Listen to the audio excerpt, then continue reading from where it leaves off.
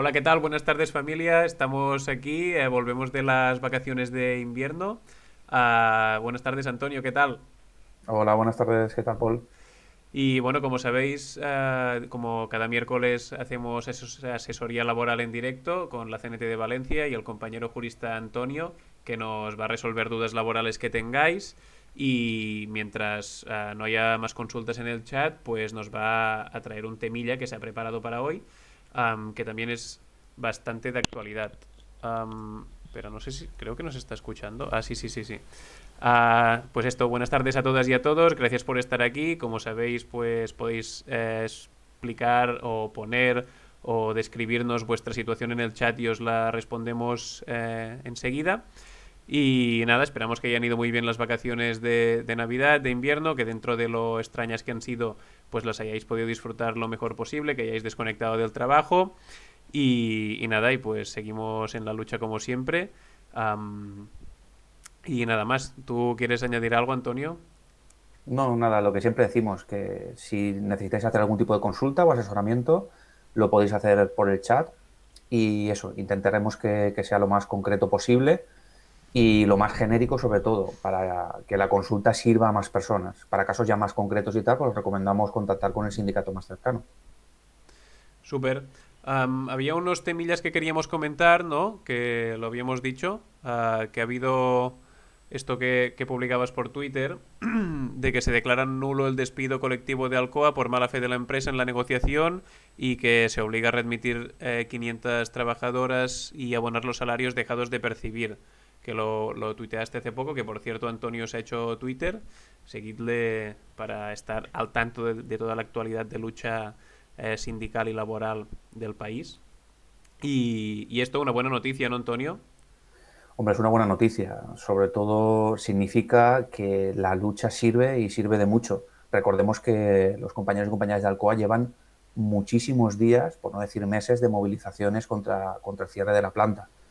Por lo tanto, es importante porque este tipo de sentencia relaciona la lucha social, es decir, la lucha de los trabajadores y trabajadoras, las huelgas que se han acometido, las movilizaciones, etcétera, etcétera, con lo propiamente jurídico en la negociación de un expediente de regulación de empleo, de un despido colectivo. Lo explicaré muy brevemente, pero es importante saber que en los despidos colectivos se establece un periodo de consultas. ¿Qué es un periodo de consultas? Es un plazo de tiempo en el que la empresa y los representantes de los trabajadores intentan negociar la medida que supuestamente quiere aplicar la empresa para llegar a un acuerdo. La empresa, evidentemente, lo que planteaba era el despido absoluto de estos trabajadores y el cierre de la planta. Y lo más importante de estas negociaciones es que siempre tiene que haber buena fe en la negociación. Más o menos, ¿qué es buena fe? Buena fe significa que ambas partes negocian con vistas a llegar realmente a un acuerdo. Es decir, que hay ofrecimientos en la negociación, que hay respeto de la otra parte, que se tienen en cuenta las propuestas y las contrapropuestas y se estudian en profundidad. Pues bien, lo que viene a decir esta sentencia del Tribunal Superior de Justicia de Galicia es que no hubo buena fe, es decir, hubo mala fe en la negociación con los representantes de los trabajadores por parte de la empresa.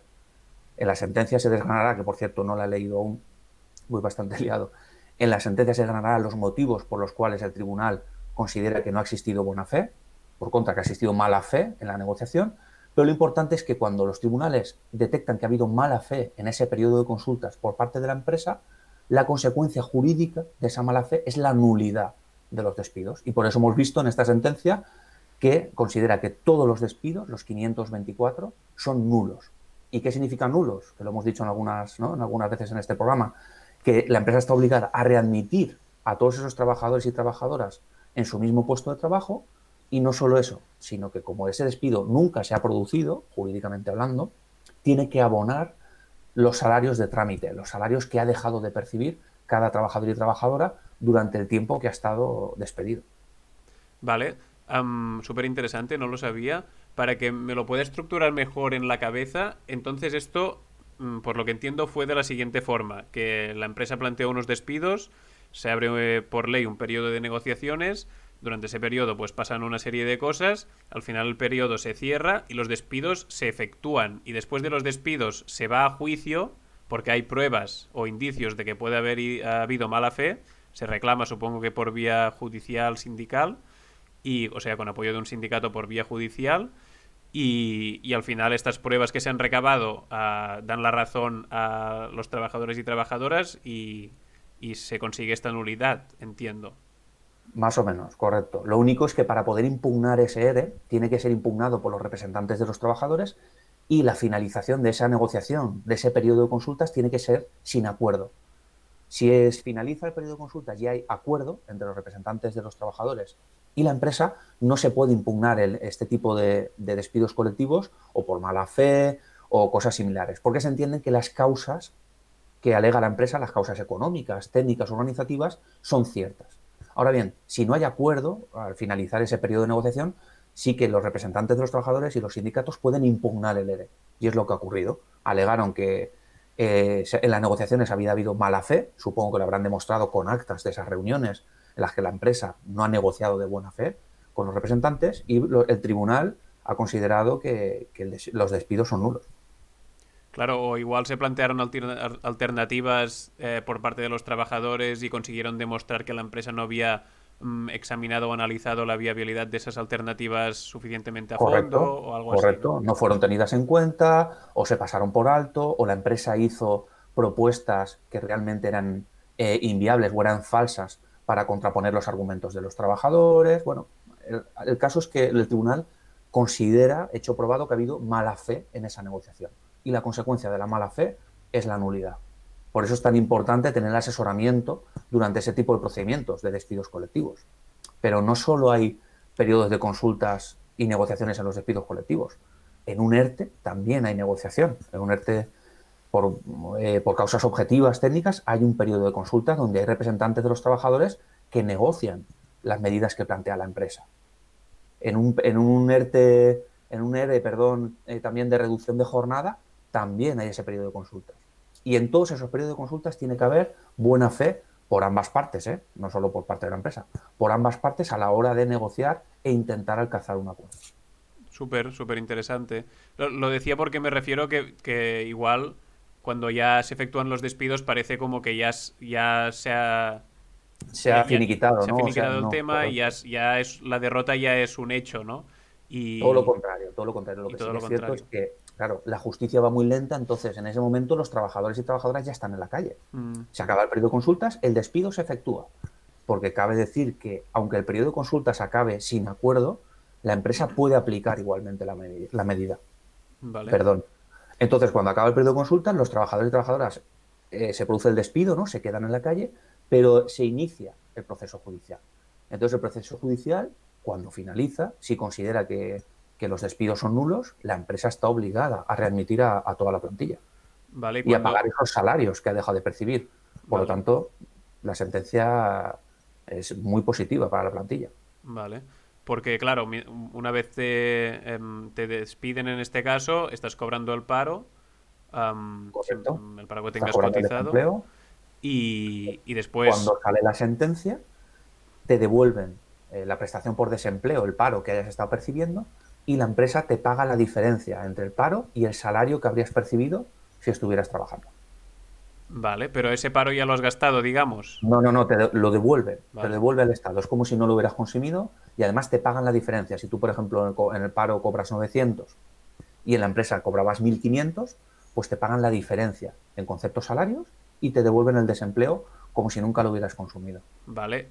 Claro, es que como has hablado de la diferencia, me ha desconcertado un poco. Entiendo que lo que no es la diferencia que te abona a ti la empresa, se la devuelve, digamos, al Estado. Correcto, correcto, Vale, vale. correcto. Súper. Pues no sé, muy buena noticia y gracias por explicarlo también. Rey Michael, que es un incondicional, dice buena tarde, buenas tardes. Mother Shurker dice buenas tardes, muy necesario estas asesorías laborales y que resolváis las dudas de la gente. Muchísimas gracias. Dice que es un tema que tenía pendiente de aprender desde hace siempre. Y Mayor Gas, que también está aquí siempre, dice buenas tardes, compañeros. Pues Buenas gracias a tardes y vosotros. muchas gracias. Gracias a vosotros por estar aquí.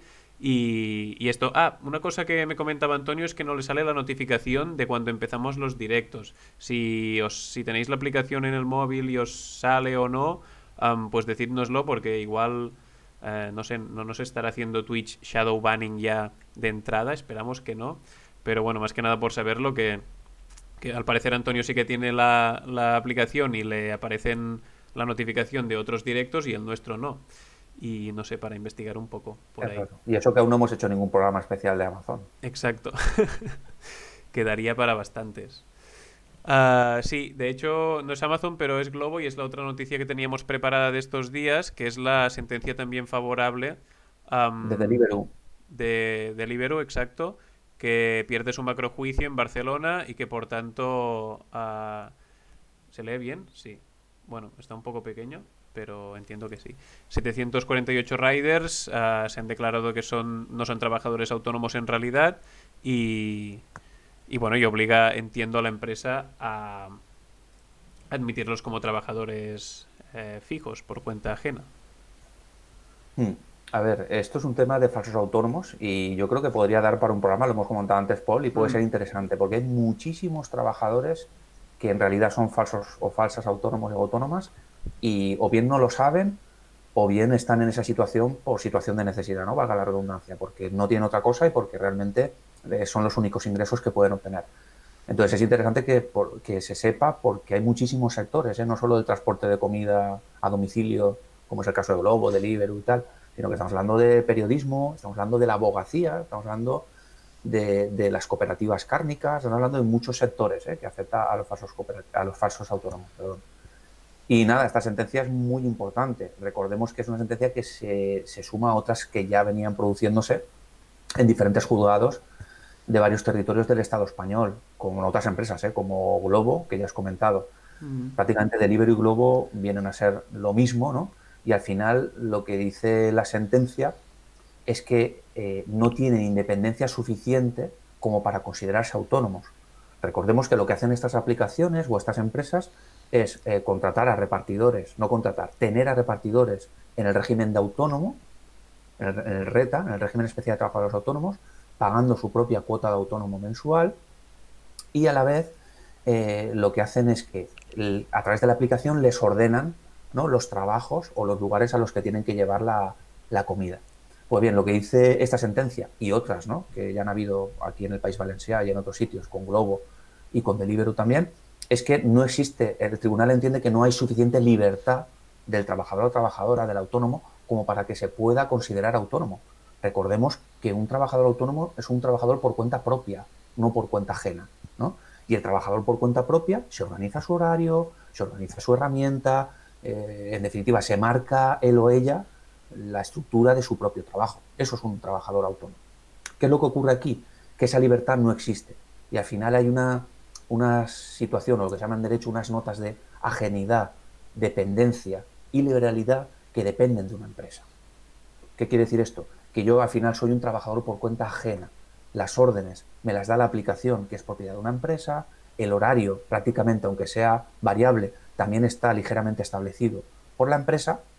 Y lo que dice la sentencia, creo que habla de algo sobre los teléfonos móviles, que los medios que ponen a disposición del repartidor, como la moto o la bicicleta, no son suficientemente significativos.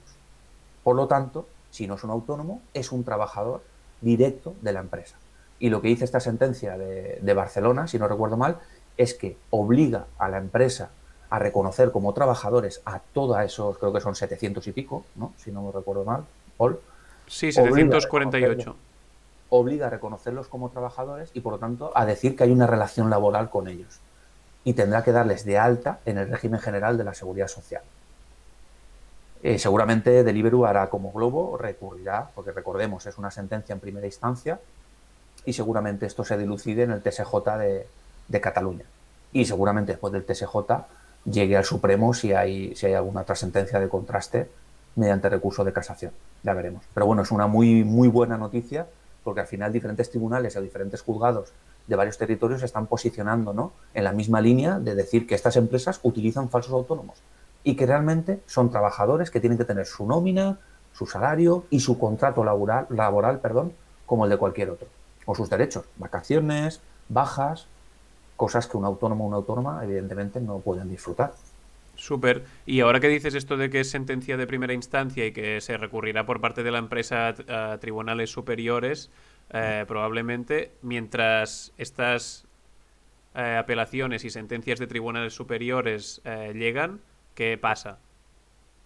Pues en el caso de Barcelona no lo sé, porque no me he leído la sentencia y no sé si antes hay una investigación de la Inspección de Trabajo que ya les haya dado de alta de oficio en el régimen general de la Seguridad Social o no.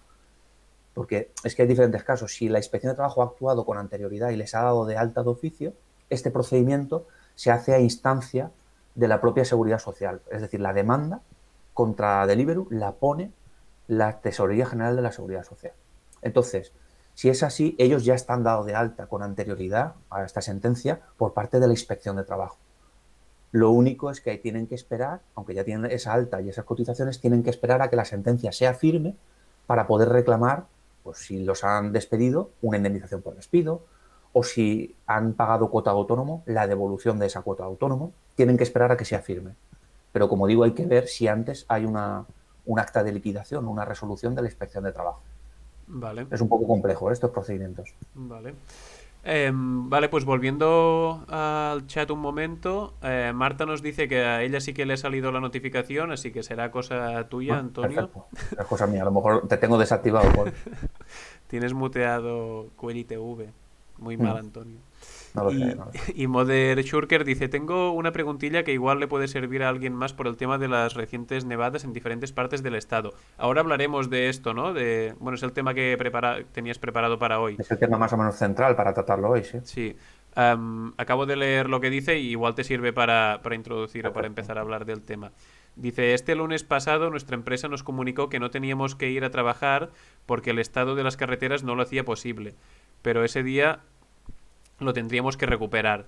Y este sábado tenemos que recuperarlo, sin darnos más alternativas. Cambiarlo por algún día flotante, posibilidad de hacer un par de horas más al día para ir hasta ir acumulando las 8 horas, etcétera.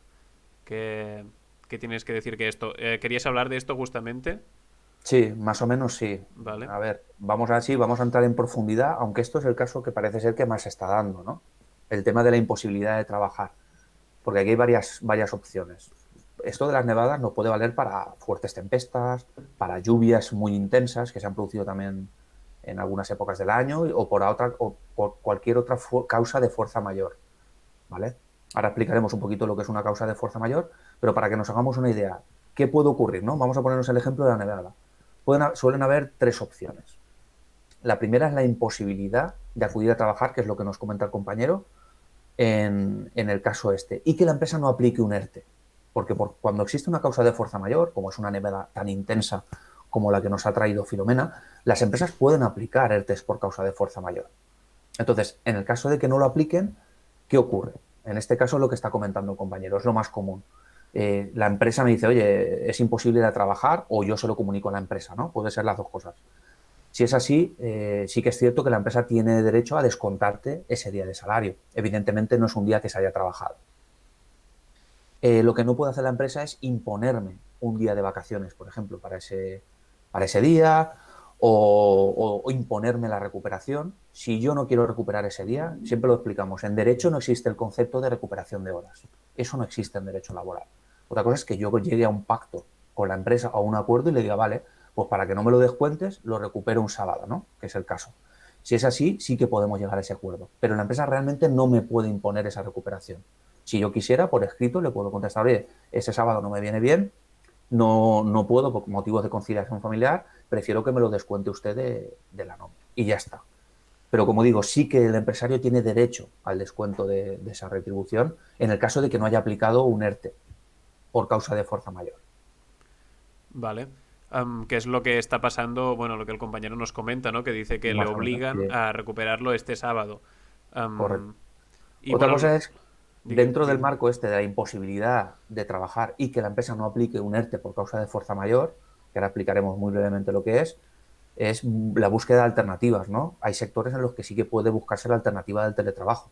Pues evidentemente, antes de que se produzca un descuento de mi retribución, le planteará a la empresa, si la empresa no me lo plantea, la posibilidad de teletrabajar ese día. Hay muchísimas empresas que no pueden, ¿no? Por el sector de la actividad o por su modelo de negocio. Pero hay otras muchas que sí. Entonces, si existe alternativa del teletrabajo, hay que priorizar esa alternativa para no perder el salario y sobre todo para evitar riesgos, ¿no? De desplazamientos, posibles accidentes, etc, etc. Claro que Es un, esto igual al mismo día es difícil de negociarlo, en plan, vale, no puedo pasar, está todo aquí cortado, el transporte público no va, pero que si es una tormenta que ya se venía anunciando, pues igual se puede prevenir también. se- sí, igual se puede prevenir. También es interesante en estos casos donde no hay donde no me aplican un ERTE de fuerza mayor, es estudiar el convenio colectivo, mirar a ver si el convenio colectivo no suelen, ¿eh? Casi ningún convenio colectivo suele establecer cláusulas sobre estas circunstancias. Pero a lo mejor hay algún convenio colectivo que dice, en caso de fuertes nevadas o inclemencias climatológicas que me impiden acudir al trabajo, el día será retribuido o se retribuirá en un 50%, dependiendo. Hay que estar siempre a lo dispuesto en los convenios colectivos. Recordemos que la inasistencia en este tipo de casos no es como un permiso retribuido, ¿no? Los típicos permisos yo qué sé, de matrimonio o cuando hospitalizan a un familiar, esto no es lo mismo. Esos permisos sí que son retribuidos. Aquí no se trata de un permiso retribuido, se trata de una circunstancia, una emergencia, ¿no? Una causa de fuerza mayor que me impide acudir a mi puesto de trabajo. Y por eso la ley o el derecho no reconoce que haya posibilidad de que se abone el salario ese día. Claro, estaba pensando que igual sería una cosa guay de incluir en los convenios colectivos propios de empresa una cláusula o una solución para este tipo de casos. Y en tanto que ahora dicen que con el cambio climático vamos a tener cada vez más episodios climáticos extremos como estos, creo que es que a la hora de negociar convenios colectivos o convenios propios, ¿no?, de la empresa, que nos has dicho que es algo que se hace a veces y que siempre son para mejorar lo que hay de base de estatuto de trabajadores y convenio del sector, pues sería guay establecer una forma de gestionar esto. En plan, bueno, si no hay posibilidad de desplazarse hasta el lugar de trabajo, los trabajos que puedan ser hechos vía teletrabajo se hacen y los que no se compensan de tal manera. O se Totalmente. dan estas opciones para compensarlos a disposición del trabajador. Estaría guay. Totalmente, totalmente. Y además sí, es una tarea pendiente sobre todo los sindicatos mal llamados mayoritarios, ¿no? O institucionales, que tanto alardean de la negociación colectiva y de estar firmando todos los días convenios sectoriales, provinciales, que incluyeran este tipo de cláusulas. Y sobre todo en empresas o sectores donde el trabajo mayoritariamente es al aire libre, ¿no? En las inclemencias del tiempo, tanto por el tema de las fuertes calores, ¿no? Las altas temperaturas, como este tipo de cosas que se pueden encontrar. Ya no solo el desplazamiento, sino que si yo no puedo trabajar al aire libre en este tipo de circunstancias, que se abone el salario. Ojo, es muy importante, cuando hablamos de descuento salarial en este tipo de casos, estamos hablando del descuento de salario del día, más la parte proporcional de la paga extraordinaria, más la cotización a la seguridad social de ese día. Como sabemos, lo hemos explicado algunas veces, las pagas extraordinarias se devengan o se generan dependiendo del tiempo que has estado trabajando, ¿no? Y también dependiendo de lo que diga el convenio colectivo. Suelen establecerse cada 6 meses, ¿no? De forma semestral la paga extraordinaria. Si yo, por ejemplo, estoy una semana sin trabajar por este motivo, la paga extraordinaria de ese semestre se reducirá proporcionalmente a la semana que no he trabajado.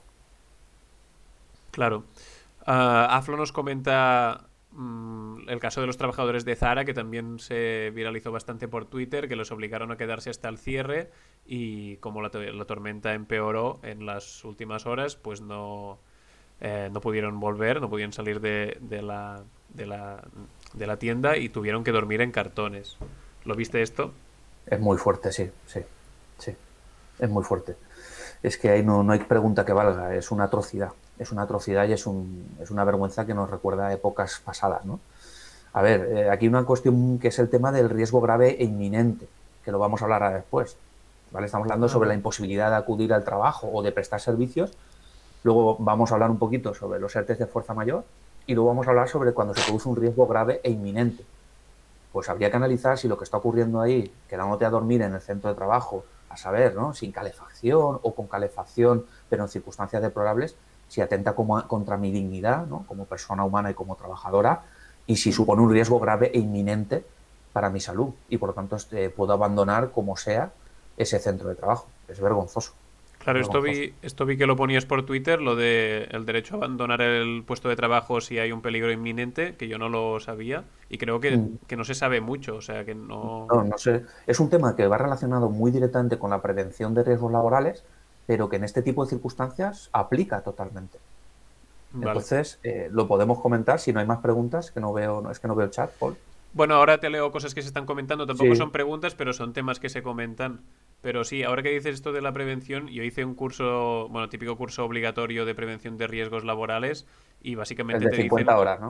sí, te dicen que cuando bajes las escaleras te agarres a la barandilla, pero no te dicen esto Claro. de que puedes Esto abandonar el lugar es en un caso. derecho que tenemos como trabajadores y trabajadoras cuando existe un riesgo grave e inminente contra nuestra salud en el centro de trabajo, en el desempeño de nuestras funciones. A lo, si queréis hablamos. Pero yo más o menos lo que quería dejar claro es, relacionado con las nevadas, con cualquier inclemencia climatológica, con cualquier emergencia en general, ¿no?, que pueda suponer un riesgo, tenemos los tres bloques que hemos dicho, las tres posibilidades. Una, que no haya un ERTE, ¿no?, que la empresa diga, oye, pues yo no voy a hacer un ERTE por causa de fuerza mayor. Si no es así, este es el momento que estamos hablando ahora, ¿no?, lo que le ocurría al compañero. Importante, comunicar por escrito a la empresa, siempre. Debido a las fuertes nevadas, ante la imposibilidad de asistir a mi centro de trabajo, bla, bla, bla. Si la empresa no me dice nada, soy yo como trabajador o trabajadora quien me anticipo y se lo comunico por escrito a la empresa. ¿De acuerdo? Entonces, siempre comunicar por escrito a la empresa, saber que si mi convenio no dice nada, me descontarán ese día, que no me pueden imponer vacaciones, si me las imponen, podré impugnar esa decisión empresarial. Y, por último, que no lo hemos dicho, ojo, si la empresa cierra el centro de trabajo por voluntad propia, es decir, que ya no cierra por inclemencias climáticas o porque no se puede asistir, sino cierra porque el empresario considera que quiere cerrar el centro de trabajo, aun pudiéndose prestar servicios, ya no me pueden descontar el salario, porque ya no es una causa externa, ¿no?, al empresario, ya no es una nevada, ya no es algo que no se puede evitar. Es que el empresario, por voluntad propia, ha decidido cerrar el centro de trabajo. Y por lo tanto, si el empresario cierra, yo tengo que cobrar mi salario. No es una decisión que dependa ni de mí ni de las inclemencias climáticas. Súper. ¿Vale? Estaba Eso en cuanto pensando, al primer bloque. Sí, dime, Paul. no, estaba pensando que respecto a lo que decía el compañero de este mismo caso, de que le obligan a recuperarlas el sábado, si hay algún correo o una grabación, que siempre lo decimos, toda grabación en la que el jefe o superior se escuche hablando y en esa misma grabación aparezca nuestra propia voz o la de algún compañero, vale como prueba ante un juicio. Y de hecho hacéis una campaña vosotras en CNT de graba a tu jefe cuando te diga movidas que son ilegales, porque esto vale como prueba. Si el compañero tiene alguna prueba vía correo o vía grabando o vía WhatsApp de que le están obligando a ir el sábado, esto es irregular y por tanto es una prueba que le puede servir, ¿no? Correcto, correcto. Siempre lo decimos, las grabaciones son totalmente válidas y además sirven, se pueden utilizar como prueba judicial si son grabaciones de conversaciones en las que yo participo personalmente.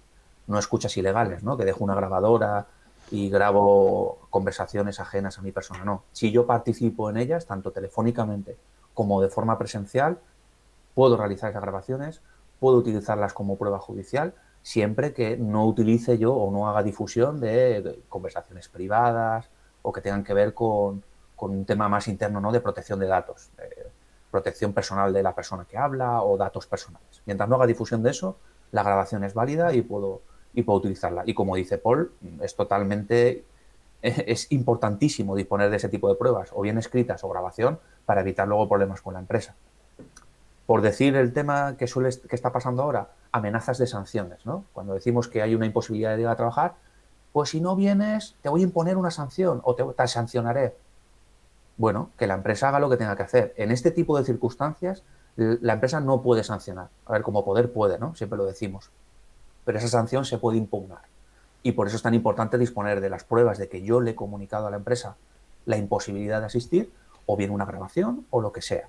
Pero esa sanción, si la empresa me sanciona por este motivo, podré impugnarla y podré conseguir que me retiren la sanción. Súper. Te leo rápido lo Sí. último que se ha dicho por el chat. Rey Michael dice, según tengo entendido, los repartidores autónomos de Amazon, por ser el primer año de autónomos, pagan los 50 euros de cuota del primer año y a partir del segundo año pasan a pagar la cuota normal de autónomos. O sea que Amazon se aprovecha de las reducciones del Estado para engañar con falsos ingresos debido a esa reducción. Y después dice, Correcto, creo que no me he explicado correcto. más a B, Paul, de show está, pero sí que te has explicado muy No, bien. no, sí, sí que se ha explicado muy bien porque es cierto. Hay una bonificación fiscal para los nuevos autónomos o autónomas que se dan de alta que tiene una bonificación que pagan una cuota inferior al principio de cuando se dan de alta en el RETA, en el régimen especial de trabajadores autónomos, y luego ya a partir del primer año, creo, o el segundo, no recuerdo, aumenta ya a los típicos 250 y algo euros de la cuota autónoma.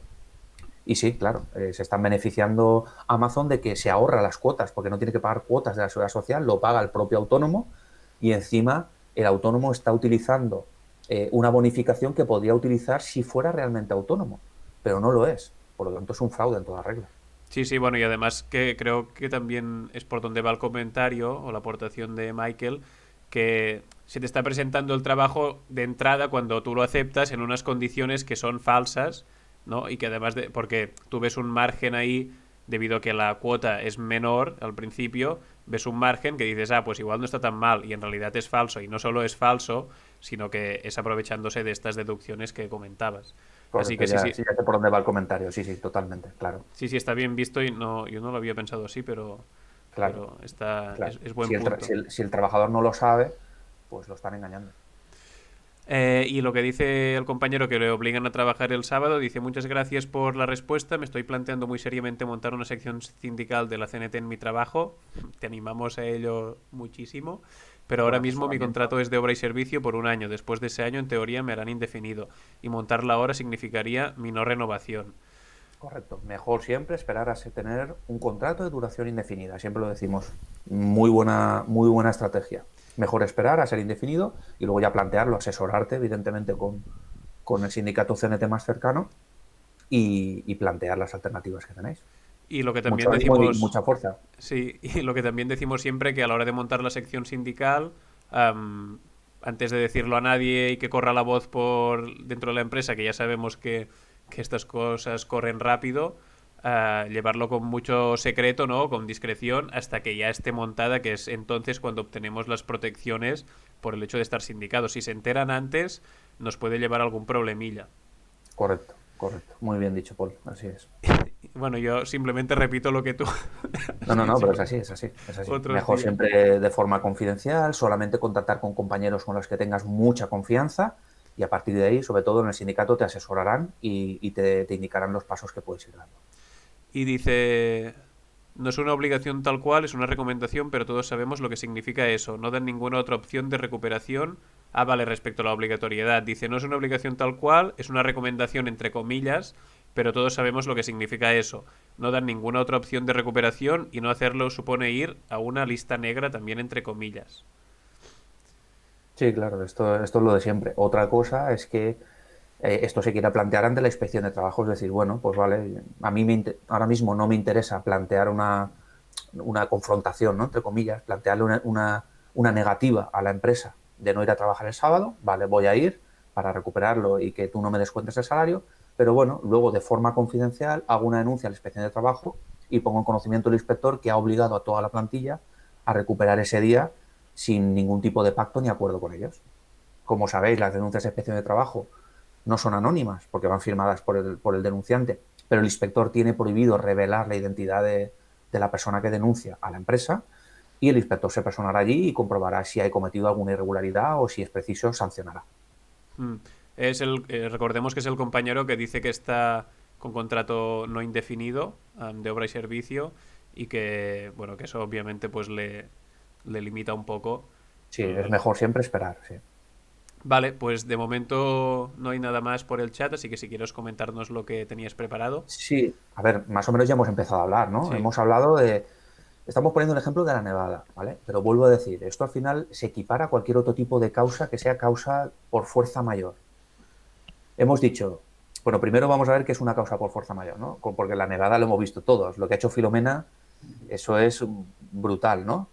Pues una causa de fuerza mayor es algo que no es imputable ni al empresario ni al trabajador. Es algo que viene impuesto, algo que no se ha decidido, algo que no se, incluso que se preveía, pero que no se sabía que iba a ser de esa envergadura, ¿no? Eso es una causa de fuerza mayor. Tenemos el ejemplo más claro, la COVID. La COVID-19 es una causa de fuerza mayor. Además, desde marzo del año pasado, 2020, es cuando se ha empezado a escuchar hablar de los famosos ERTES, ¿no? Por causa de fuerza mayor. En cambio, la legislación, el Estatuto de los Trabajadores, ya lo reflejaba o ya lo planteaba desde 2012, incluso desde antes.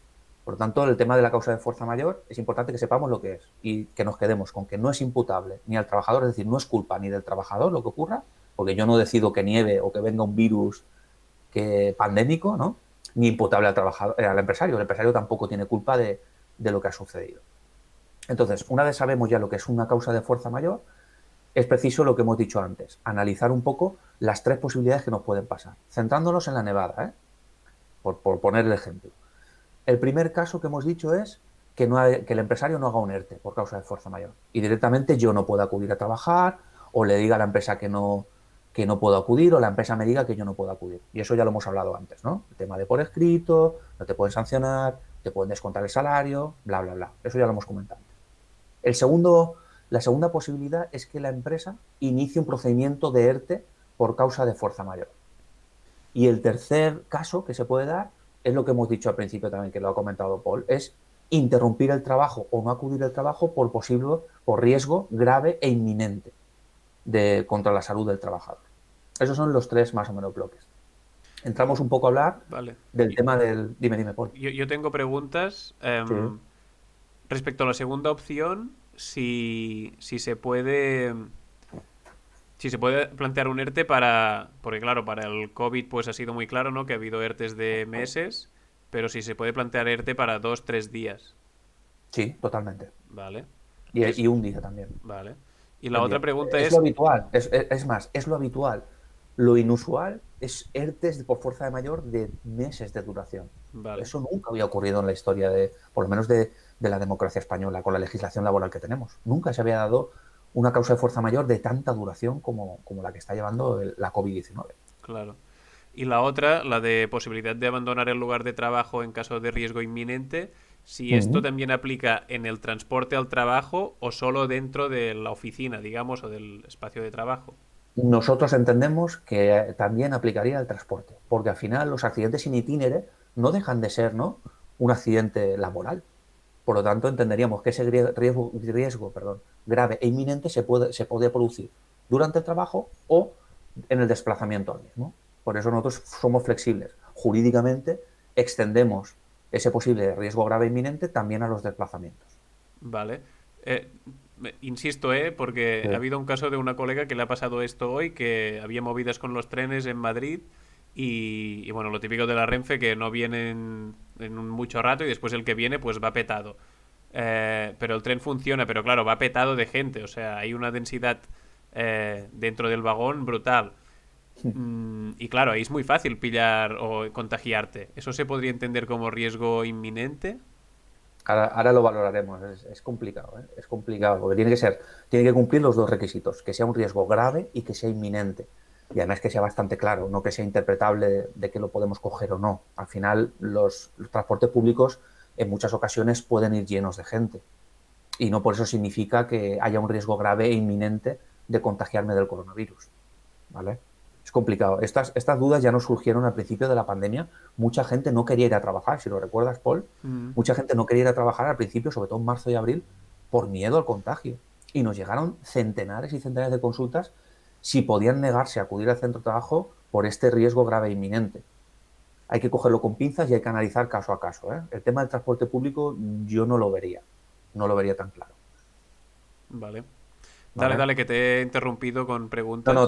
tranquilo. Lo que estamos hablando, ¿no? Hemos dicho las tres posibilidades. Ahora vamos a hablar ahora un poquito de los ERTEs por causa de fuerza mayor y luego hablamos del riesgo grave e inminente y si quieres ahondamos un poco más ahí, Paul. Vale. El tema de la causa de fuerza mayor, recordemos, la causa de fuerza mayor tiene que ser temporal. Si no es temporal, no tiene sentido hacer un ERTE, ¿no?, que es un expediente de regulación temporal de empleo, ¿no? Si la causa no es temporal, sino que es definitiva, la empresa podría hacer un ERE, ¿no?, que es un despido colectivo, un expediente de regulación de empleo. Se llama ERTE precisamente porque es temporal, porque es coyuntural, ¿no?, a una causa, y cuando esa causa desaparezca, dígase coronavirus, dígase nevadas, la posibilidad de suspender esos contratos desaparece, ¿vale?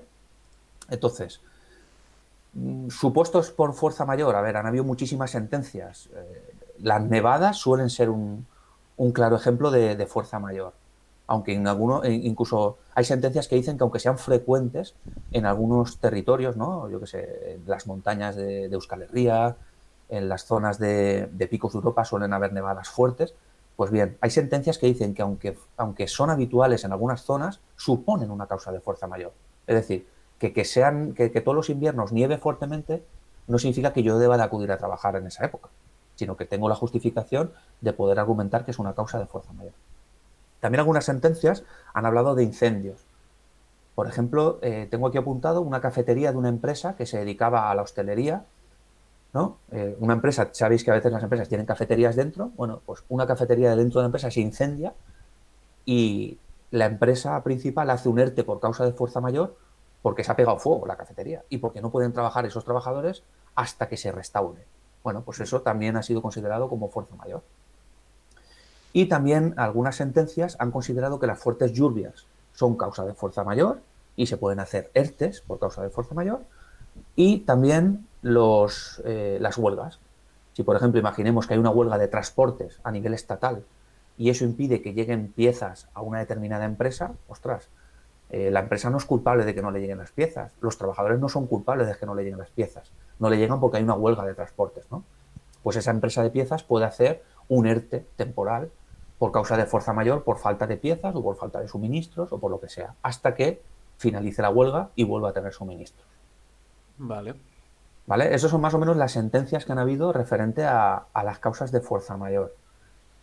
¿Y qué procedimiento, ¿no? Por así decirlo? ¿Cómo se inicia un ERTE por causa de fuerza mayor? Porque ahora estamos acostumbrados a los ERTEs por causa de fuerza mayor por COVID. Pues en el caso de las nevadas es prácticamente lo mismo, pero requieren de un procedimiento muy, muy, muy, muy rápido. La empresa, cuando ve, por ejemplo, estas nevadas, debe de comunicarlo inmediatamente a la autoridad laboral. Tiene que comunicarle las causas que motivan ese ERTE, lo que ha sucedido, la justificación, etcétera. La autoridad laboral, si no recuerdo mal, tiene un día para pedirle a la inspección de trabajo un informe preceptivo de si considera que hay fuerza mayor o no, causa de fuerza mayor. Pues la inspección de trabajo cogerá y hará un informe y dirá, sí, efectivamente, las nevadas son lo suficientemente graves o no.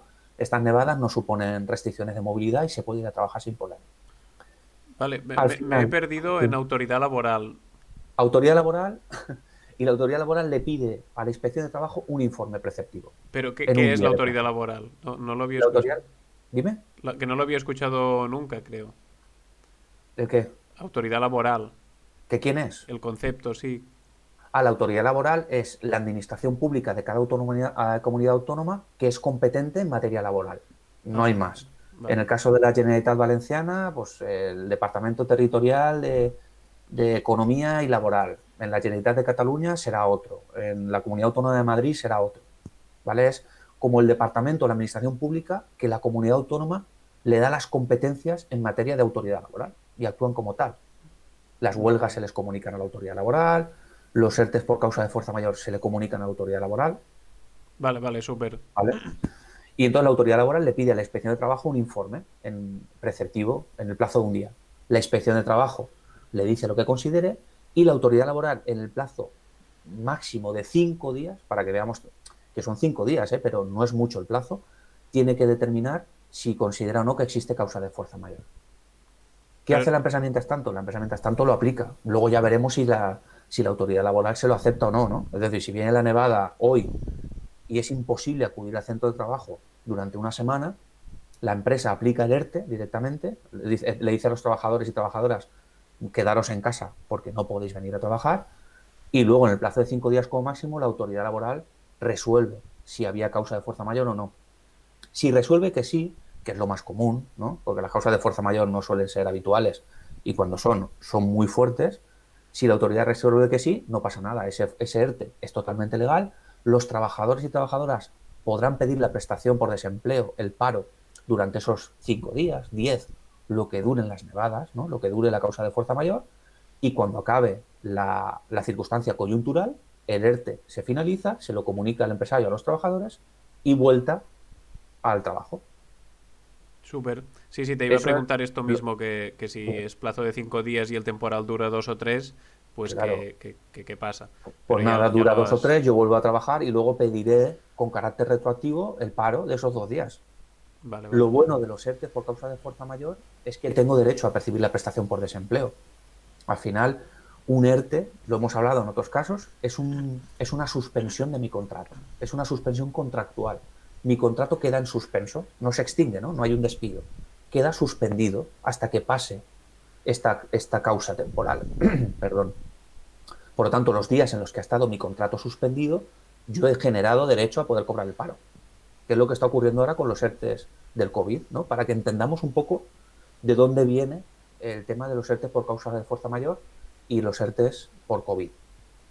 Sí, sí, súper, Viene súper de esto, claro. viene de precisamente de que el legislador, el estatuto, previó que pudieran haber causas de fuerza mayor que fueran inevitables, como la COVID. Eso en cuanto a lo que hemos hablado, ¿no? El tema de los ERTE por causa de fuerza mayor. Que los empresarios deberían de hacerlos. O sea, deberían de hacerlos. Lo que no puede ser es que me dejen en casa 5 días y me descuenten el salario los 5 días, ¿no? ¿Qué es lo que está ocurriendo? Lo que deben de hacer las empresas es fomentar que se soliciten este tipo de ERTES. O me pagas el salario, que ya me lo deberías de pagar, o bien solicita un ERTE por causa de fuerza mayor y que el desempleo me pueda cubrir esos 5 días, o esos 2, o esa semana, o lo que sea. Porque no lo están solicitando. No lo están solicitando, claro que no. O bien porque no quieren hacer trabajar a su gestoría, o por lo que sea, a nosotros no nos consta. Por lo menos hay que ver, aquí en el País Valenciano no ha habido el temporal, pero por lo que yo tengo entendido y colegas que están de Madrid, tampoco se están solicitando ERTES por causa de fuerza mayor, tantos como se prevían en Madrid. Se prefiere, oye, quédate en casa, yo te descuento salario o tú lo recuperas. Y eso es lo que se estaba diciendo por el chat, es lo que está ocurriendo. Y es bastante vergonzoso. Sí, sí, total. Porque al final el trabajador, por algo que es ajeno a él, el empresario se ahorra el salario, se ahorran las cuotas a la seguridad social, se ahorra todo. Y el trabajador o la trabajadora pierde su salario o le toca recuperarlo encima en días en los que no quiere trabajar. Oiga, solicite, para eso está este procedimiento, solicite un ERTE por causa de fuerza mayor y como mínimo yo cobraré esos días del desempleo. Y claro, el ERE solo lo puede solicitar el empresario, los trabajadores no pueden decir, hey, aquí hay fuerza A mayor. ver, importante, también lo pueden solicitar los representantes legales de los trabajadores en la empresa. Vale. Lo pueden solicitar al empresario, ¿vale? Exigirle al empresario que lo solicite. Es una forma también. O las secciones sindicales, si hay sección sindical, es una buena oportunidad para que por escrito soliciten a la empresa o bien que les pague todos los salarios o bien que solicite un ERTE para poder tener cobertura. Súper. Solo en caso de que haya sección sindical establecida. Eso es, en caso de que haya sección sindical o en caso de que haya comité de empresa o delegados de personal. Esta es Vale. la segunda alternativa que, como digo, no se está dando. No se está dando. Hemos visto que la primera es la más, ¿no? Es la más común. Es, oye, quédate en casa y ya veremos. Y yo te descuento todo. Y luego está la tercera, que es como el derecho que tenemos como trabajadores y trabajadoras a interrumpir nuestro trabajo o a no acudir al trabajo si existe un riesgo grave e inminente. Y si no hay preguntas, explico brevemente un poco en qué consiste y a partir de ahí, si quieres, debatimos. Pues.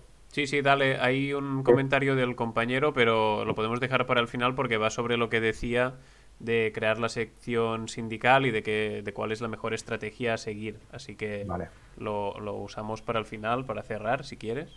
vale. Así que A termina, ver, lo dale. del riesgo grave e inminente ya lo hemos hablado un poquito por encima. Al final, un riesgo grave e inminente significa, como bien su palabra dice, que ese riesgo debe de cumplir con los dos requisitos. El requisito de gravedad, es decir, que sea lo suficientemente grave o de entidad suficiente como para causar un daño a mi salud y que sea inminente. Es decir, que no sea un riesgo que podría ocurrir, sino que inminentemente se va a producir o se podría producir. Hay muchas posibilidades de que se produzca. ¿De acuerdo? Esos son los dos términos que se deben de dar de forma consecutiva para poder considerar que existe ese riesgo y tener yo derecho a abandonar mi puesto de trabajo. ¿Qué obligaciones tiene el empresario en este sentido?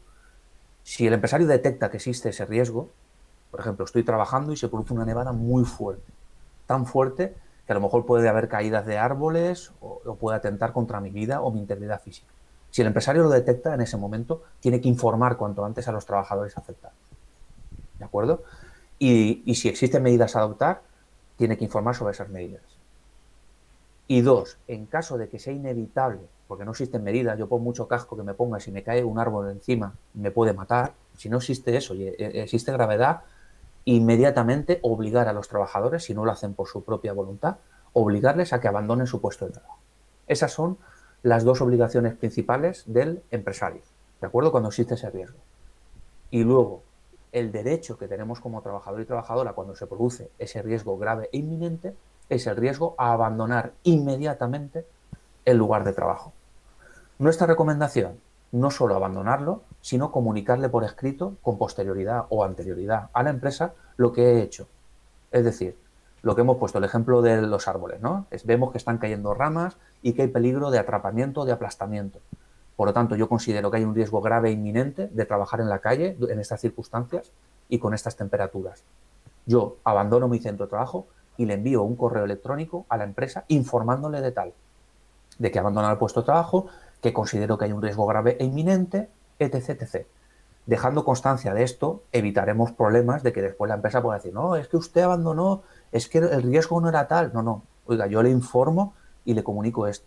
Y a poder ser también, si hay comité de empresa, comunicárselo también al comité de empresa, a las secciones sindicales o a los delegados de personal, para que los representantes de los trabajadores también sepan que existía un riesgo grave e inminente. Esas son nuestras recomendaciones. Bueno, que Pero como veis, serían los primeros que deberían saberlo, ¿no? Los claro, representantes. claro, claro.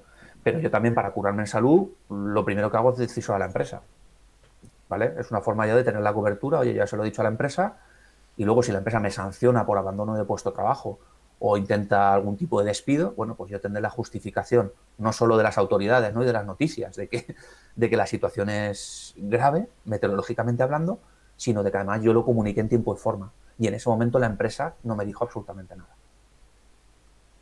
Claro, pero comunicarlo siempre por escrito, no, Siempre por escrito, dejando no constancia, habrá... correcto, dejando constancia, Vale, dejando constancia. sí, Y súper entonces aquí súper es donde claro. entramos por lo que tú comentabas, de el riesgo grave e inminente que se produce solo trabajando.